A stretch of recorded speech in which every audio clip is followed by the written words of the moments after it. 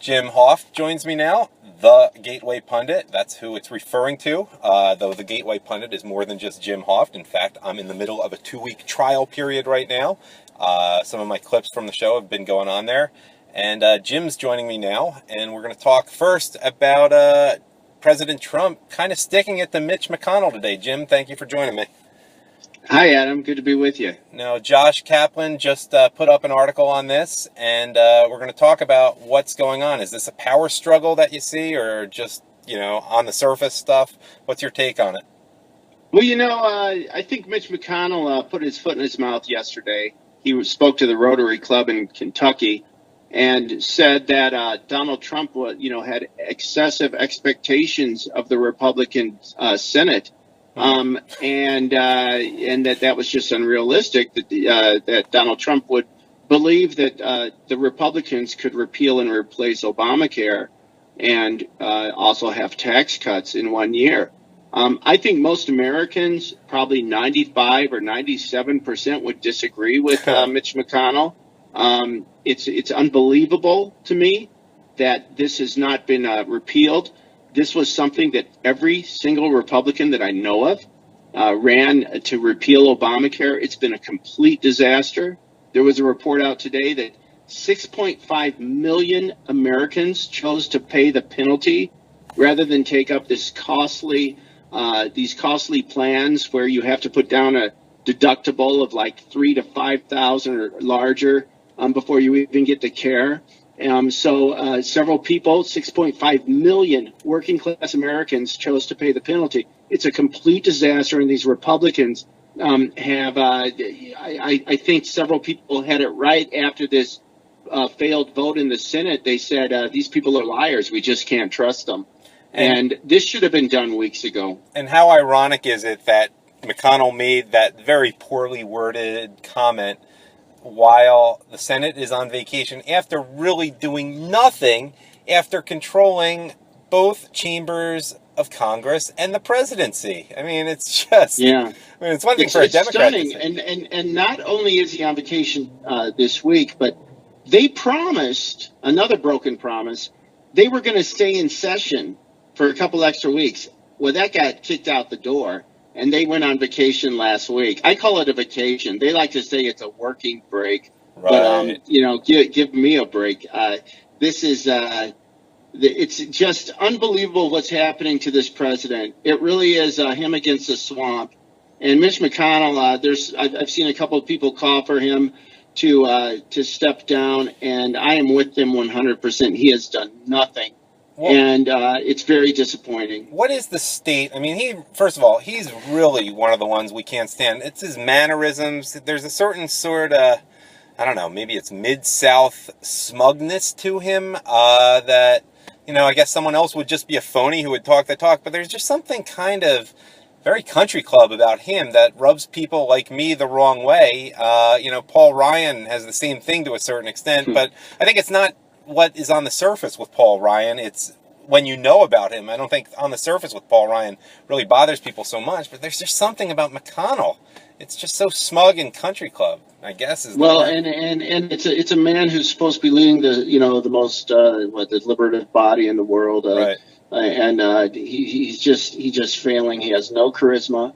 No, he's not able to get these Republicans on something like Obamacare. It really makes you see that there's a lot of these Republicans that need to be replaced. And unfortunately, if this continues for another year, they're going to be replaced by Democrats instead of Republicans. And then and we all know then the country's in real bad shape.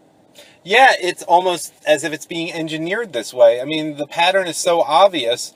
The Republican, a lot of these guys are going to get primaried. Then there's going to be a lot of bitterness, which will be just enough to put the Democrats over the top in certain places, certainly like Nevada and even places like Kentucky, which vote overwhelmingly Republican for the presidency. And then it'll be blamed on Trump. That's the way I see things going. Right. I don't think the people are going to fall for that, though. It's interesting. The media, too, it's very typical of their behavior at this point. They're saying that Donald Trump is losing all of his support. And, he's very unpopular. He's we've never seen a president so unpopular. They do this with every Republican who comes in office. They hated George Bush. I was blogging back then when George Bush was president, and the reports on him were just, I mean, they were just scandalous. And the difference between him and Trump, though, is that with George Bush, he never fought back, not once. Right. And therefore, we had super majorities in Democrats, and we had Obama in the White House. And Trump, we see he fights back, and the media hate him even more because he does that. Yep. Well, the media has to do the dirty work because the Congress, I mean, as much as we bash the Republicans, it's not like the Democrats have their act together in Washington either. Let's move on to another area in which the war against Trump, essentially, that's what it is occurring. And this is something people may need a little explanation for, but there's a story near the top right now of the Gateway Pundit, that also by Josh Kaplan, about Ukraine and the connection there. And people are probably like, what? What's going on with that? So maybe we can give them a primer. You know what's interesting is this story broke back in January. Politico put up this article about how the Ukrainians were colluding with the Clinton campaign to defeat Trump because they thought that they'd have, better footing with Hillary in office. And then once Trump was elected, they were, all scared that Trump was going to, lash out and hit back at them because they had supported Hillary. But it's so amazing that they actually, they spell out how Hillary was colluding with these people. They were giving her information. The media's never touched it. It's actually proof of collusion. And instead, we have a media that continues to hit out at the Trump people for no collusion at all. Nothing. They've yet to prove anything. They've yet to show evidence that Russia was actually hacking any of these, the departments or the DNC, like they want to claim happened. So this story it hasn't got any press at all, and there was now a group. It's called FACT. It's the Foundation for Accountability and Civic Trust, and today they filed a complaint with the FEC over the alleged collusion between these Democrats and the Ukrainian government. And what is the connection? I keep hearing his name mentioned in regard to Ukraine, as it is with so many things. What is the connection to George Soros over there? Oh, I know Soros has been very active in some of these Eastern Bloc countries, and I know that a couple of them have banned his organizations from actually working in Hungary, right? Hungary was one. So there's a lot of pushback against Soros. He does. It's amazing. We see this man who he finagles with the U.S. elections. He's always for the most radical causes, and now we see that he's done this over in several European countries too. It's amazing, and of course, as I wrote about on Friday, who is very defensive of him, but our good old friends at the ADL is just. It's amazing to me how they circle the wagons around George Soros, a guy who collaborated with the Nazis. Yet, you see this. Stunning. And by the way, it's stunning. What else is stunning is when you think of Ukraine, obviously not all the people in the Ukraine support the Ukrainian government and the people over there.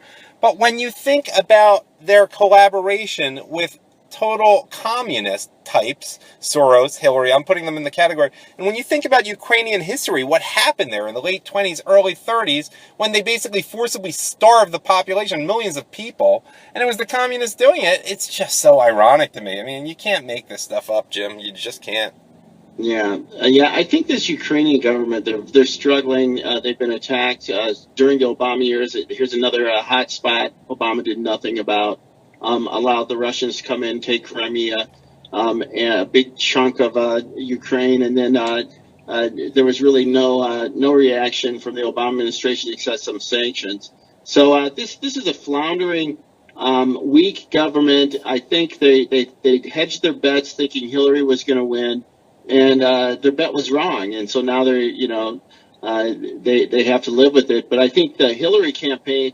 Maybe they'll finally see some justice with this move by the group in the FEC this week. Who knows? Yeah, right after they arrest Loretta Lynch, as we've been covering at the Gateway Pundit. Right. One final word, though. Paul Manafort's name. There have been articles on the Gateway Pundit. Just remind people the Paul Manafort connection, or perhaps no real connection to Ukraine, just so people know what's going on. Manafort, the stunning headlines today, these big, screaming headlines all over the internet was that, his house was raided in a pre-dawn raid by the FBI. And then we find out when you read into it, it actually happened weeks ago. Yeah. And we find out that his organization and his, people who work for him, they've been very happy to turn over any documents that the FBI has wanted. They didn't need to raid his house. They could have got anything they wanted. So, again, it's just, I think, part of the media Democrat complex conspiracy to keep this witch hunt alive. All right, Jim. Thank you for joining me today. All right, Adam. Bye.